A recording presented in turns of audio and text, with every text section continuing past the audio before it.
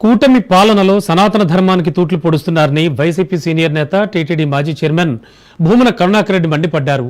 దేవదేవుని ఆలయంలో సాంప్రదాయానికి ఉల్లంఘనలు జరుగుతున్నాయన్నారాయన. వేద పారాయణానికి తూట్లు పొడవడానికి సిద్ధమవుతున్నారన్నారు. అధికార గర్వం, మదంతో ఓ అధికారి చేస్తున్న ప్రయత్నాన్ని అడ్డుకోవాలన్నారు భూమన.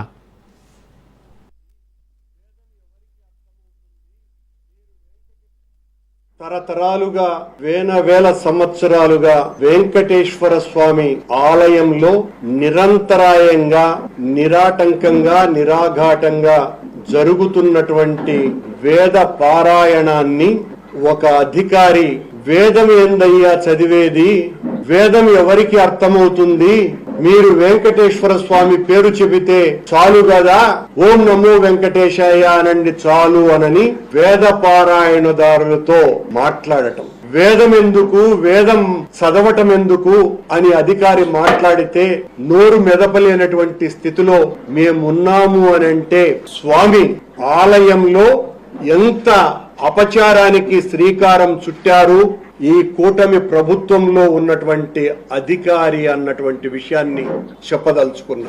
అక్కడ ఉన్నటువంటి అర్చకులు, వేద పండితులు వీళ్ళెవ్వరూ కూడా తరాలుగా మౌనంగా వాళ్ళ బాధని ఏనాడు కూడా ఎప్పుడైనా సమస్యలు వచ్చినప్పుడు వ్యక్తీకరించకుండా వేదాన్ని చదువుతూ పఠిస్తూ దేవాలయ ప్రాశస్త్యాన్ని వేనోళ్ల ప్రాభవం కలిగించటానికి కృషి చేస్తున్నటువంటి ఆ మహాపురుషులు, దివ్య ప్రభులు అయినటువంటి వేద పారాయణదారుల మీద వేదం చదవకండి, అవసరం ఏమున్నది, వేదం వద్దు మనకు, మీరు ఓం నమో వెంకటేశాయ అంటే చాలు కదా, ఎవరికి అర్థమవుతుంది వచ్చినటువంటి భక్తులకి, ఒక్కరికి కూడా అర్థం కానటువంటి వేదం ఏంది మీరు మాట్లాడేది చదివేది అని దబాయింపుతో అన్నటువంటి అధికారి యొక్క నిర్వాకం ఎంత సనాతన ధర్మానికి తూట్లు పొడిచేటువంటి వ్యవహారం ఇది.